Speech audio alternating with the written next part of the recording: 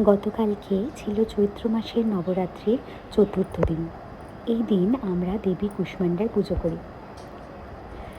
সকাল সকাল ঘুম থেকে উঠে আমি আগে স্নান পুজোটাই সেরে নিচ্ছি বেশ কয়েকটা দিন।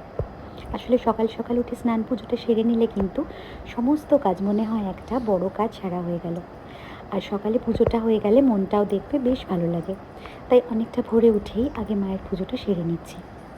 নবরাত্রির এই চতুর্থ দিনে আমরা দেবী কুষ্মাণ্ডার পুজো করব। প্রথমেই মাকে ফুল মালা দিয়ে ভালো করে সাজিয়ে নিলাম। এরপর একে একে মায়ের কাছে গোটা ফল একটু দিলাম। আর দেবী কুষ্মাণ্ডার আজকের প্রধান ভোগ হলো মালপোয়া, তাই আমি প্রথমেই মালপোয়াটা বানিয়ে নিয়েছিলাম। তারপরে মায়ের পুজোটা শুরু করেছি। আমাকে অনেকেই জিজ্ঞেস করে, জানো তো, যে এই পুজোটা কি আমার শ্বশুর বাড়ির পুজো নাকি আমার বাপের বাড়ির পুজো। আমার বাপের বাড়ি এবং শ্বশুর বাড়ির দূর দূর পর্যন্ত কেউ কিন্তু এই পুজোটা কোথাও করে না, জানো তো। এটা কিন্তু একান্তই আমার পুজো বলতে পারো। আমার মন থেকে চেয়েছে আমি মায়ের পুজো করব, তাই করি।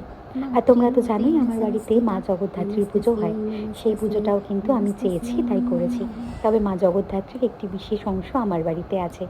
মায়ের কাছে চেয়েছিলাম, তাই মা আশীর্বাদ স্বরূপ আমার বাড়িতে আমার একটি কন্যা সন্তানকে পাঠিয়েছে। দেখো, অনেক কথা বলে ফেললাম, অনেকটা গল্পও করে ফেললাম তোমাদের সাথে।